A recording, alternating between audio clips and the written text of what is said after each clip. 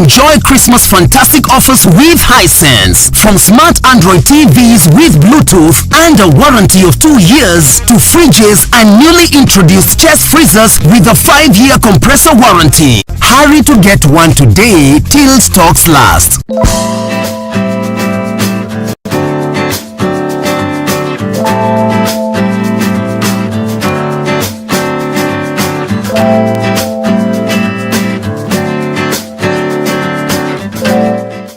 We'll take nothing for granted and always remember to taste the simple joys.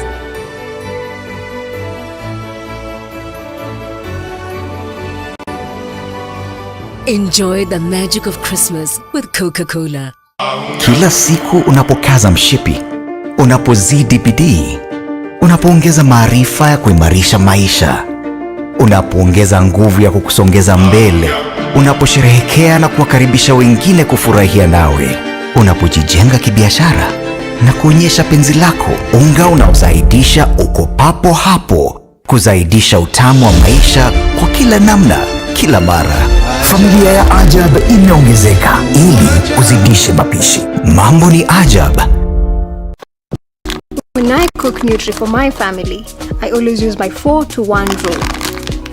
To begin with, mix 1 cup of Nutri with 4 cups of cold water, and then you stir it and try and get a smooth consistency.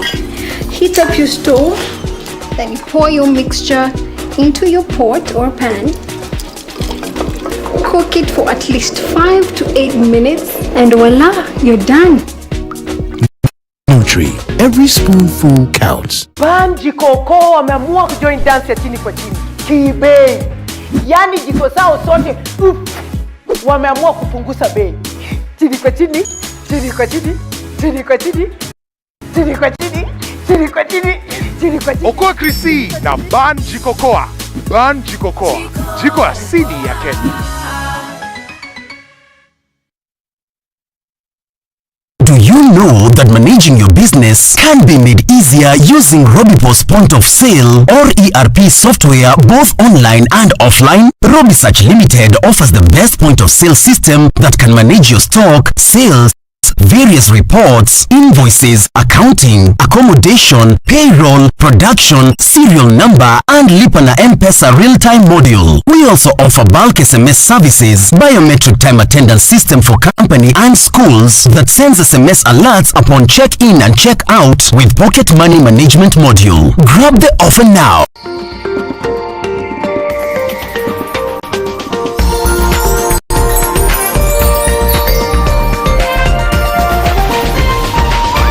NTV, turning on your world.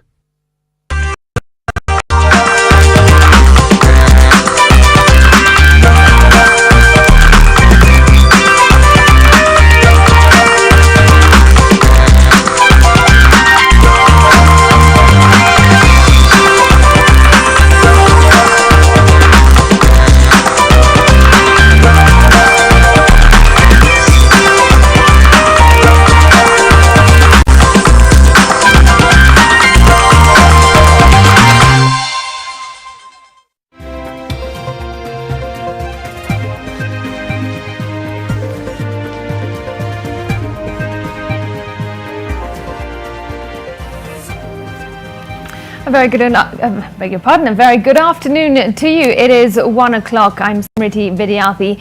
The top stories at this hour, and voting is underway in Msambweni in Kwale County as the electorate go to the ballot to elect their new member of parliament.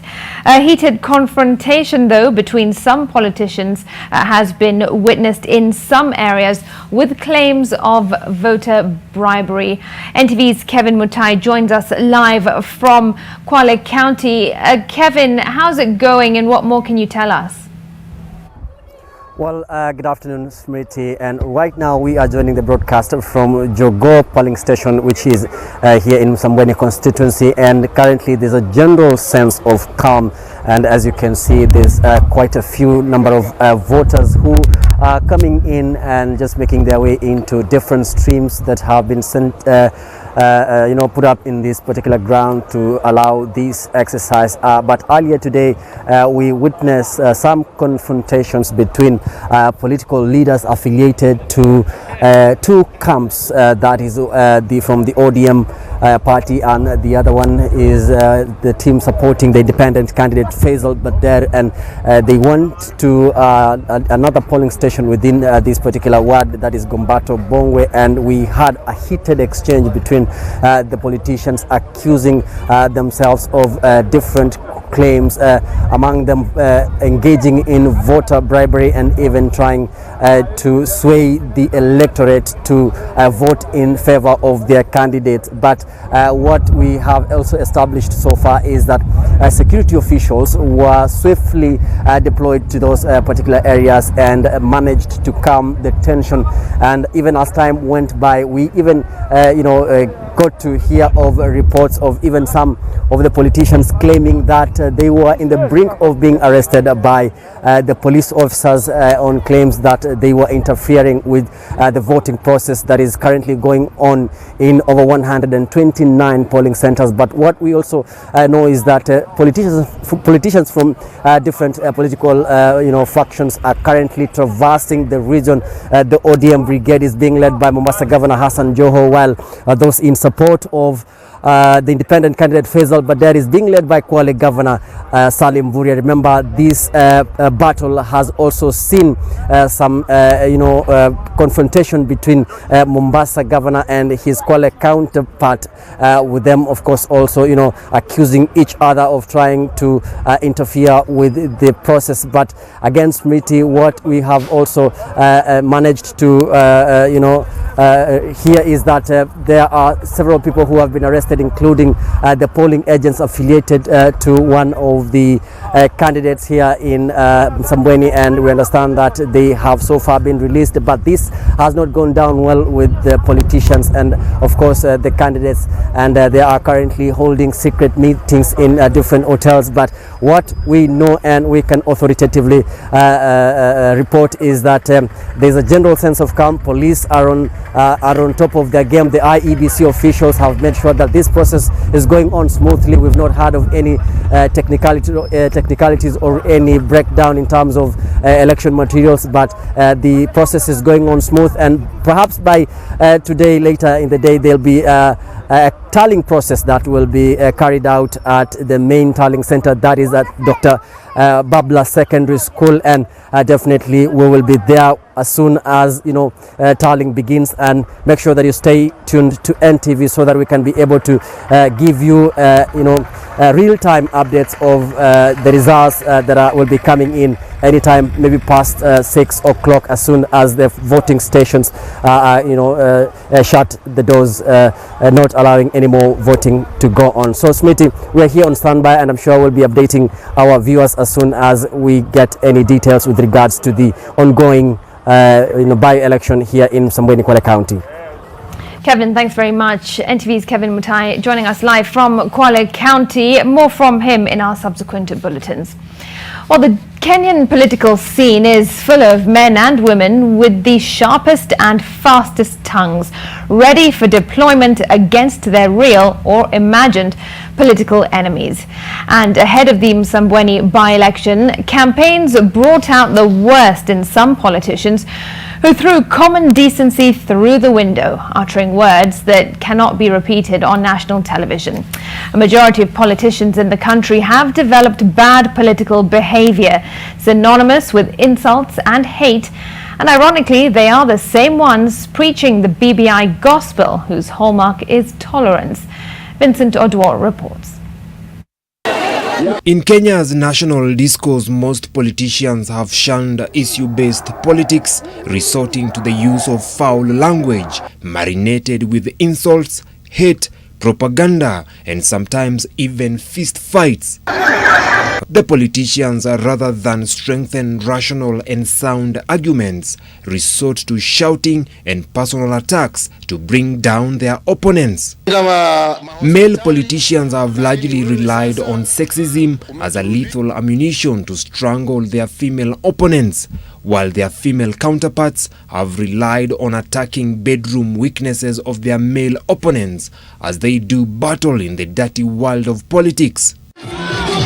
The latest politicians to drag each other through the mud are Malindi MP Aisha Jumwa and ODM Secretary General Edwin Sifuna. The two unleashed sexism attacks on each other as their audiences cheered on. Tutamshika huyo Aisha Jumwa tumfanyie kitu gani, tumfanyie kama kufanywa nilifanywa zamani. Kwa hivyo hayo mimi hayanitishi. Kawaambieni Aisha Jumwa si bikira. Sawa sawa. Kwa hivyo haya wanaoyapanga muambie kabisa Jumwa ansema yeye si bikira. Kama mwajipanga jipangeni vizuri, mwe na uzito wa kutosha. Nimsikia anasema hapa ati wewe tunampangia hila. Eti sijui tumshike tumnajisi. Hata kama wewe ni wa kunajisi, si unaangalia mtu unanajisi. Mimi kama mwanaume Mluya nawaambia hata kazi ile tunafanya kwa kitanda tunaangalia vitu ambavyo vinalika bwana. The language of intimidation and baying for each other's blood has become a formidable tool for beating the drums of war whenever politicians have had enough. Kama ni noma, kama ni mbaya. Tulipoanza campaign, tuliambia William Ruto, wacha kuwa muoga my friend. Kama ni mwanaume kuja mwenyewe tuonane uso kwa uso hapa Msambweni my friend. Na kama mambo ya fujo hapa ndio uwanja wa fujo, tuliza tu. Wakileta noma twasijua. Wakileta ngware twasijua. The Law Society of Kenya has condemned Sifuna, saying his unfortunate remarks underscores how his party undervalues and mistreats women and voters. Makueni Governor Kifuta Kibwana says what Sifuna has said is not only defamatory to Jumwa but demeaning to the women of Kenya.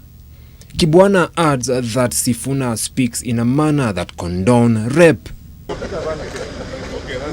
Of late, Interior Cabinet Secretary Fred Matiang'i has accused bloggers on social media of being the new modern vigilante groups spreading hatred and attacks on people. But politicians seem to be setting pace for the said rogue internet users. The National Cohesion and Integration Commission, which is mandated to rein in on such politicians, appears toothless and helpless as politicians continue having a field day. This bad political behavior is happening amidst the Building Bridges Initiative program, whose proponents, largely politicians, say it's meant to build political tolerance and bring peace and unity among Kenyans. Politicians are contradicting that very tenet. Vincent Odur, NTV. Meanwhile, the Orange Democratic Movement Party leader Raila Odinga has reiterated the need to conduct the BBI-driven referendum next year to actualize the BBI-driven changes before the 2022 general elections. Odinga has accused leaders allied to Deputy President William Ruto of insincerity regarding their stand on the BBI document, saying they should choose to either support it or reject it. The former Premier has reiterated the BBI proponents are ready to square it out with those who will decide to oppose the referendum-driven constitutional changes. Odinga was speaking in Kitui County after launching a 6 billion shilling worth affordable housing project under which the county administration plans to put up 2,000 housing units. Na COVID-19 recovery strategy itembe, and this is one of them. Na wale wanasimama huko wakisema let's do one, ni kwa sababu uongozi wao uko sheki. Hii BBI iweke pamoja na na uchaguzi. Hapana, kama inaweka pamoja hiyo kitu bado tunataka zitakuwa namna gani? Baada ya wao kusema kama napinga, analeta ujanja kusema kukataa. Naambia wewe, kama wewe ni mtu ambaye ana msimamo kamili, simama tuseme mimi napinga, labda tuonane nawe kwa kiwanja. Lakini usidanganye watu wewe unaunga mkono, asinasema namna hii, hiyo ni takataka. Still on the BBI, as the 2022 succession matrix takes shape, different political parties are popularizing their parties at the grassroots level to strengthen their political power to convince the electorate to rally behind them. KANU Chairman Gideon Moy is in Nyeri County for a delegates meeting to discuss matters BBI. Our reporter Melita Oletenges joins us now with an update. Melita, good to see you. What do you have for us? Well, Smriti, the Independence Party, KANU, continues to popularize the Constitution Amendment Bill 2020, which is a product of the BBI report. Remember, KANU has been one of the parties that has been involved in ensuring that this BBI report collected the right number of signatures, and now going forward, they are in the grassroots trying to convince their supporters, their members, that going forward they should work hand in hand to actually make sure that the BBI report goes through. But just to shed light briefly, Smriti, I'm now joined by the women representative of Baringo County, Gladwell Tungo. Thank you so much for joining us. KANU is employing a new strategy. What is that about? Yes, a sleeping lion might be mistaken for a cat, which has been rained on. But like you have put it, this is an independence party that has brought this country a long way. And in any case, we are in the place that KANU was really born. You remember, the Independence Party was born here. The other part of Kenya was KADU, here was KANU. Then when Mzee Jomo Kenyatta now came to get to run this country, they agreed that let's run with KANU and leave alone with KADU, and that is how this party was born. Some people think maybe because Baringo as a county is a place that we are really still holding on KANU, maybe thought belongs to Baringo. I must say it clearly that it started here.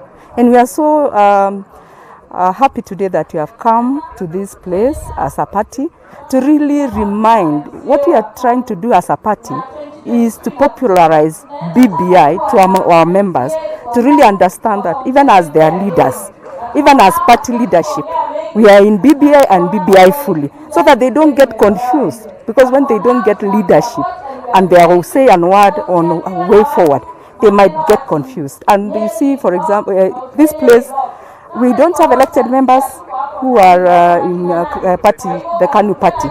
So because our members don't get direction because they don't have leaders who have been elected on the party, they might be confused. So what we are doing as a party is we are joining the president to really help him, because we are friends, we are now an affiliated party with Jubilee. We are in a coalition, and because of that, KANU has decided to take its path and walk to its people to really show them what they are up to and what they need out of their supporters, out of their members on BBI. And so exactly that's what we are doing here. We have been doing several parts of the country. We are still moving on. We have some other several parts.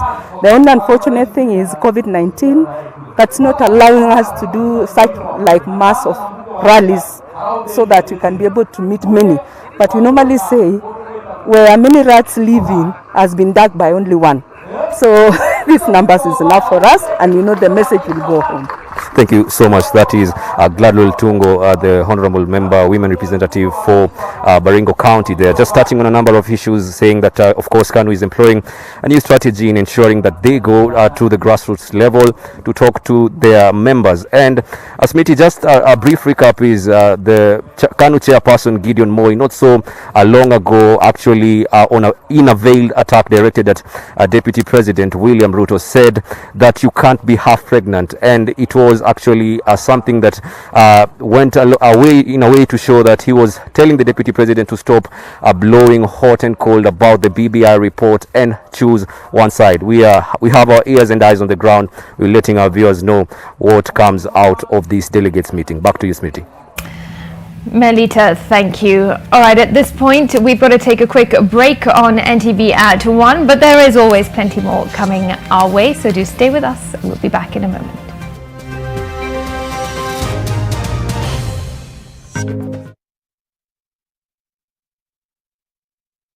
Ruiru Mabati Factory offers best quality mabati at the most affordable prices. We pride in over 10 years experience. Our products have 15-year warranty and are KEBS certified. We manufacture box profile, Europe tile, Jenga tile, corrugated profile, among others in a wide variety of colors. Enjoy our free delivery in just 72 hours. To order, call us now on 0111 050 700.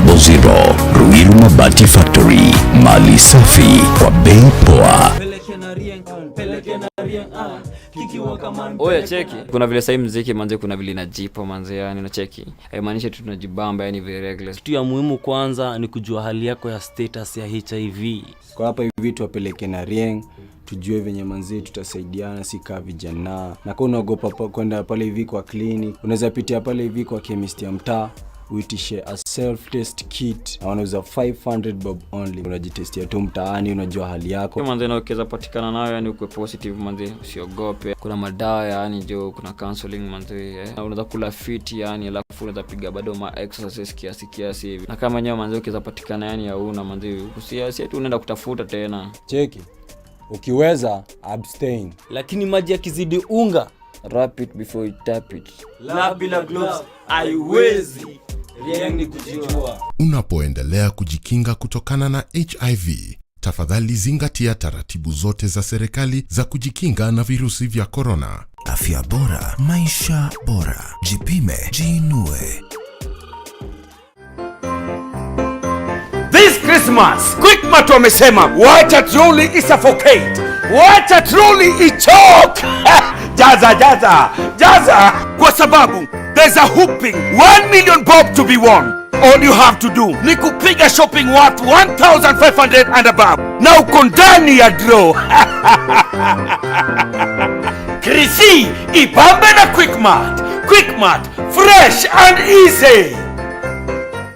Do you know that managing your business can be made easier using Robipo's point of sale or ERP software both online and offline? Robisearch Limited offers the best point of sale system that can manage your stock, sales, various reports, invoices, accounting, accommodation, payroll, production, serial number, and Lipa na M-Pesa real-time module. We also offer bulk SMS services, biometric time attendance system for company and schools that sends SMS alerts upon check-in and check-out with pocket money management module. Grab the offer now. The new Maisha Aluzinc Mabati from Maisha Mabati Limited. For the first time in Kenya, a roofing product that combines aesthetics with proven resilience. Its unique combination of aluminium and zinc gives it a 5 times longer lifespan than normal Mabati, thanks to the excellent state-of-the-art mill. It has 20 years lifespan, it's easy to install, it's flexible and durable, it stands up to severe weather conditions, has good abrasion and rust resistance, it's affordable and is approved by the Kenya Bureau of Standards and is available countrywide. It can be used for all applications. Always insist on Maisha Aluzinc Mabati, a product of Maisha Mabati Rolling Mills, Ruiru.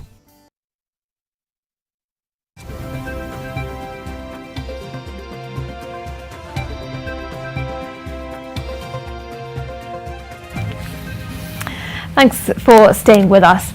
Now, the diplomatic row between Kenya and Somalia is increasingly escalating, with the Horn of Africa nation cutting off its diplomatic ties with Kenya. This comes barely 2 days following the invitation of Somaliland President Msambweni to State House in Nairobi.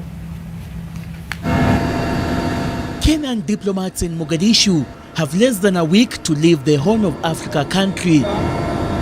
Somalia's Minister for Information, Osman Dube, through a national broadcaster, announced the country is cutting diplomatic ties with Kenya in the latest escalation of a diplomatic spat between the two neighboring states. The Somalia envoy is reported to have stated that Kenya had constantly interfered with Somalia's internal affairs and that Nairobi was violating Somalia's sovereignty following the invitation of Somaliland President Msambweni to Nairobi for bilateral talks with President Uhuru Kenyatta. The expulsion of Kenyan diplomats from Mogadishu in 7 days comes just a week after Mogadishu expelled the Kenyan ambassador to Somalia, Lucas Tumbo, and recalled Muhammad Ahmed Tazan from Nairobi following a similar initial complaint of interference. Somalia has also submitted a complaint to the Intergovernmental Authority on Development, IGAD, to include the diplomatics part with Kenya as one of the agenda during the upcoming virtual summit scheduled on December 20th on Tigray. Kenya and Somalia are also embroiled in a maritime border dispute that's currently before the International Court of Justice, with the Horn of Africa country rejecting Kenya's attempts to resolve the dispute out of the courts. The Foreign Affairs Ministry is yet to officially respond on the latest part. Seth Olale, NTV. Daniel Kipto Bargore was last evening appointed as the Acting Director General of the Energy and Petroleum Regulatory Authority, replacing the embattled Robert Oimeke, who was last week arrested on allegations of soliciting for a 200,000 shilling bribe. Victor Kiprop reports on the controversy that clouded his second term in office before he was finally hounded out. Even before his eventual dismissal last evening, Pavel Robert Oimeke's second term as the Director General of the Energy and Petroleum Regulatory Authority, EPRA, had begun on a false start after his reappointment was contested in court. Days after Energy Cabinet Secretary Charles Keter renewed his contract on July 27th, a petitioner Emmanuel Wanjala rushed to court contesting the extension of Oimeke's term, accusing him of corruption and abuse of office that saw taxpayers lose billions of shillings through massive spillage of petroleum products and faulty electricity meters. Oimeke would finally return to office in October after the court dismissed the petition, but his troubles were not over just yet. On Friday, he was arrested by the Ethics and Anti-Corruption Commission (EACC) over allegations of soliciting and pocketing a 200,000 shillings bribe to approve the reopening of a fuel station in Oyugis that had been closed in a case involving possession of super export petrol. He was finally interdicted last evening in a statement by EPRA Board Chairman Jackton Ojwang, with Daniel Kipto Bargoria taking over his role in an acting capacity. Before his appointment, Mr. Kipto was the legal advisor to the Ministry of Energy and the State Department of Petroleum, and is the chairman of the government's Fast Oil Committee. Victor Kiprop, NTV.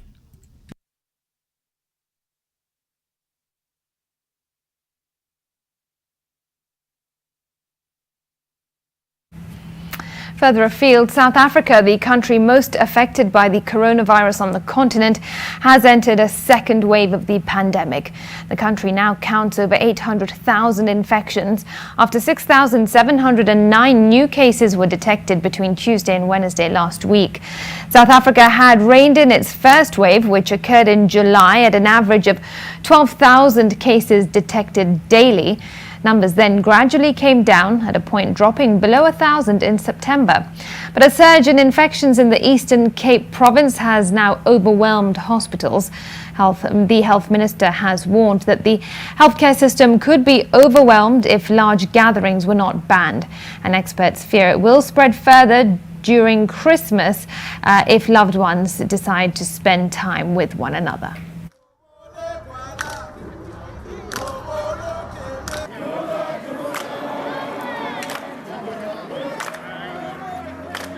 These figures are a cause for great concern. There can no longer be any doubt that South Africa has entered a second wave of coronavirus infections, which we've been talking about. The hours of the curfew will be longer, starting at 11 p.m. and ending at 4 a.m. All right, a little bit of sports news now, and Athletics Kenya is celebrating 70 years since its formation in a ceremony at the Nyayo National Stadium, graced by Sports Cabinet Secretary Amina Mohammed. Select veteran and current athletes, as well as the families of legendary athletes who have passed on, have attended the occasion. Lokede Natiom is at the venue and brings us more. Over to you, Lokede. Good afternoon to you back in studio. We are live at the Nyayo National Stadium, where Athletics Kenya is celebrating 70 years of existence. Initially founded in 1951 under Archie Evans, and was named Kenya Amateur Athletic Association until 2002. And for sure, since that time until now in 2020, we have seen Athletics Kenya produce some world-class acts throughout, including the likes of legendary Paul Tergrat, who is in attendance. He dominated the world cross-country championships in the 90s, from 1995 to 1999. We have Catherine Ndereba also here, who dominated the Boston Marathon and London Marathon in the early 2000s. Even the young generation of athletes are in attendance, including Helen Obiri, Timothy Cheriot, and also others who are being represented, who are representing family members who are athletes and have passed away, like Robert Ouko. We earlier spoke to his daughter Jadis, and her message to supporters of Athletics Kenya and those who love athletics as well is to continue supporting the sport that has continuously placed Kenya on the map. We are joined by an athlete right now who is here to celebrate the 70 years. If you can just share with us your name and why you're here today. My name is Shiron Mayo. Nilikimbia kutokea 1970. Nikaenda Zambia. Nikakuja kutoka huko, nikaenda Australia. Nilikuwa nakimbia mbio yangu 1500 na 800 meters. Nika qualify kwenda Olympic Games West Germany, naitwa Munich. Ni challenges ngapi mlipitia, magani mlipitia wakati huo ambapo wewe ulikuwa unaanza kama mwanariadha? Nilianzia kama mtoto kidogo, nikaanzia huko mashinani nyumbani kwa shule. Nikakimbia huko 1970. Nikakuja mpaka provisional Nakuru. Nikawin kutokea 400 meters na relays 400. Nikakuja national. Nikakimbia 71. Sawa sawa. Ni nini aswa ili kuhimiza au kuja kusherehekea 70 years ya Athletics Kenya? Vile nilisikia walikumbusha sisi, kwa sababu hata mimi nilienda tu mashinani nikakaa mpaka watu wakasahau mimi kabisa. Mpaka nikaomba tu Mungu yangu, juzi nikaona jina yangu ameitwa ukuje kwa athletic. That is one of our veteran athletes right there. Excited, obviously. You can see she's a bit aged right now, and she can't really recall some of the years that she was able to participate in some of the championships that were held internationally. But of course, pomp and color. Currently, the athletes are being awarded with a short documentary from 1950 to 2020, just to see how far Athletics Kenya has come. I think the rest of what we'll be covering here will be in our subsequent bulletins, but back to you in studio.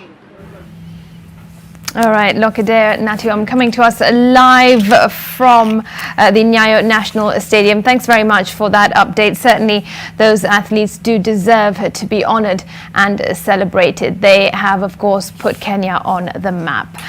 All right, now in other sports news, Wolverhampton Wanderers and Chelsea will both be looking to bounce back from dampening defeats in the English Premier League when the two sides go head-to-head at the Molino tonight. Frank Lampard's men are currently 5th on the table, 3 points off leaders Tottenham, and a win could see them take pole position in the standings, even if it might be temporary. Meanwhile, Nuno Espirito Santo's men are 13th.